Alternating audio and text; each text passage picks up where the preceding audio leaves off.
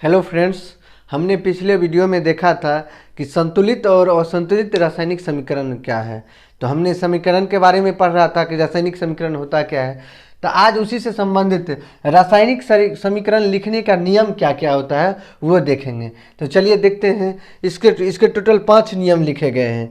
तो पहला नियम है कि अभिक्रिया के अभिकारक को उनके संकेत या अनुसूत्रों को समीकरण के बाईं ओर लिखा जाता है।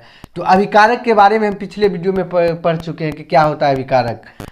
और दूसरा पॉइंट है कि अभिकारक के बीच प्लस चिन्ह दिया जाता है। क्या दिया जाता है?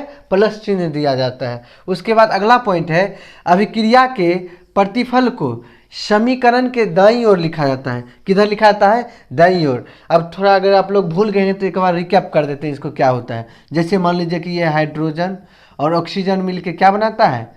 जल बनाता है, मतलब H2 बनाता है। तो ये जो तीर के बाईं ओर है इसको कहते हैं अभिकारक। क्या कहते हैं इसको? अभिकारक। और ये जो दाईं ओर है इसको कहते हैं प्रतिफल। तो बाईं ओर है उसको क्या कहते हैं? अभिकारक, और दाईं ओर जो है उसको कहते हैं प्रतिफल।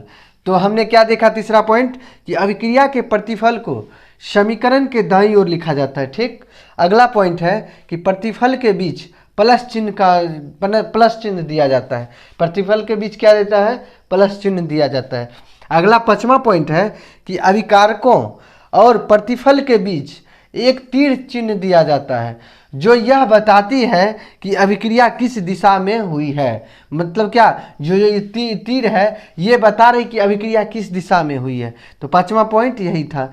अब समझते हैं अगला कि रासायनिक अभिक्रियाओं में अवस्था परिवर्तन को प्रदर्शित करना। क्या है? अवस्था परिवर्तन को प्रदर्शित करना। अब देखते हैं क्या क्या है। तो पहला पॉइंट है कि रासायनिक समीकरण में तत्वों के प्रतीक के रासायनिक सूत्र उनकी भौतिक अवस्था, जैसे ठोस को स्मॉल s से, द्रव को स्मॉल l से और गैस को स्मॉल g के साथ लिखे होते हैं। उसके बाद अगला पॉइंट है इसके अलावे आवश्यक परिस्थितियां जैसे तापमान, दाब, उत्प्रेरक इत्यादि को तीर के निशान के ऊपर या नीचे दिखाया जाता है। जैसे मान लीजिए कि हम चूना पत्थर को गर्म करते हैं, उसके बाद ये किस में टूट जाता है? कैल्शियम ऑक्साइड और कार्बन डाइऑक्साइड में। तो गर्म करते हैं, जो ये साइन लगाए हैं इसी के बारे में चर्चा है कि जो तापमान, दाब, उत्प्रेरक इत्यादि को तीर के निशान के ऊपर या नीचे दिखाया जाता है। ये जो साइन है ये तीर के ऊपर या नीचे दिखाया जाता है। अगला पॉइंट है जलीय विलयन, यानी कि इंग्लिश में इसको कहते हैं एक्वस सॉल्यूशन के लिए AQ का उपयोग किया जाता है। जैसे अगर कोई जलीय विलयन है तो उसके लिए क्या उपयोग किया जाता है? उसके आगे ब्रैकेट में AQ लिखा हुआ रहता है। ठीक। AQ लिखा रहेगा तो हम समझ जाएंगे कि किस तरह का है, वो जलीय विलयन है। अगर L लिखा रहेगा स्मॉल तो हम समझ जाएंगे कि वो द्रव है, लिक्विड है। ठीक। आगे समझते हैं। अभिक्रिया में उत्पन्न गैस के लिए जब गैस उत्पन्न होती है तो उसके लिए ऊपर के निशान में तीर रहता है। तीर का जो निशान रहता है वो ऊपर रहता है। किधर रहता है? ऊपर रहता है। उसके बाद अभिक्रिया की दिशा को दर्शाने के लिए तीर का चिन्ह उपयोग किया जाता है। तीर का इस तरह से तीर का चिन्ह उपयोग किया जाता है। ठीक। तो इसका स्क्रीनशॉट लीजिए। अब समझते हैं रासायनिक अभिक्रिया के प्रकार क्या क्या है, इनके प्रकार। तो चलिए, पहला प्रकार होता है कि संयोजन या संश्लेषण या योगात्मक। तीनों एक ही होता है, संयोजन, संश्लेषण या योगात्मक, जिसको इंग्लिश में कहते हैं कॉम्बिनेशन और या सिंथेसिस रिएक्शन। तो पहला क्या हो गया? संयोजन अभिक्रिया। पहला क्या है? संयोजन अभिक्रिया। दूसरा होता है वियोजन या अपघटन अभिक्रिया, जिसको इंग्लिश में कहते हैं डिकम्पोजिशन रिएक्शन। क्या कहते हैं? Decomposition reaction. और तीसरा होता है विस्थापन अभिक्रिया, जिसको इंग्लिश में कहते हैं डिस्प्लेसमेंट रिएक्शन। क्या कहते हैं? Displacement reaction. हिंदी में कहते हैं विस्थापन अभिक्रिया।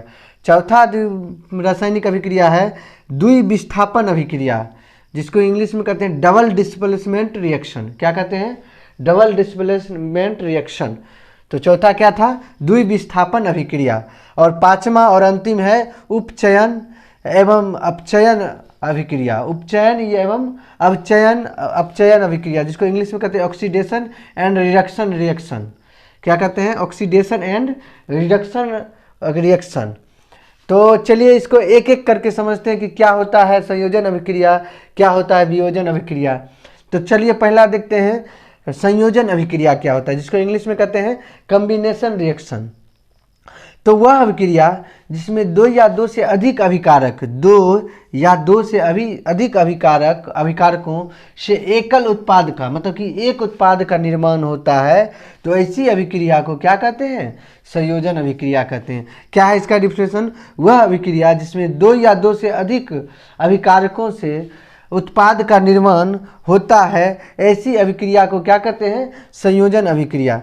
जिसको सामान्य सूत्र के रूप में कहते हैं, जैसे ए, मान लीजिए कि कोई पहला पदार्थ क्या है? ए, दूसरा है बी, दोनों मिलाकर क्या बनता है? ए बी, मतलब एक उत्पाद बनता है। जैसे एग्जांपल में देखिए, पहला कोयले का जलना, कोयले का जलना मतलब क्या?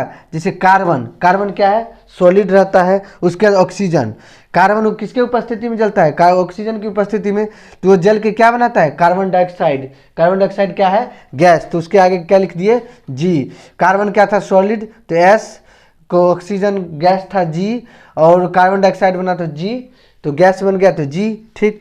उसके दूसरा रिएक्शन है, तो पहले इसमें गौर कीजिए, इसमें दो था पदार्थ, लेकिन बना के देना एक पदार्थ, जो कौन सा है? CO2। अगला देखते हैं जल का बनना, जल का बनना। जैसे इसमें देखिए हाइड्रोजन गैस और ऑक्सीजन गैस दोनों मिलकर क्या बनाया? H2O, मतलब एकल उत्पाद बनाया, जो कि लिक्विड के फॉर्म में है। ठीक। अगला देखिए सल्फर डाइऑक्साइड का बनना। तो सल्फर में देखिए पहला सल्फर, उसके बाद ऑक्सीजन। सल्फर क्या है? सॉलिड, ऑक्सीजन क्या है? गैस है, और दोनों मिला के क्या बनाया? सल्फर डाइऑक्साइड, जिसका देखिए एक उत्पाद बना। कितना है? एक उत्पाद, जो कि गैस के रूप में है। तो हमने समझा संयोजन अभिक्रिया क्या है, उसका एग्जाम्पल देखा। तो इससे आगे जैसे वियोजन अभिक्रिया या अपघटन अभिक्रिया, इसको हम नेक्स्ट वीडियो में देखेंगे। तब तक के लिए इस वीडियो में इतना ही।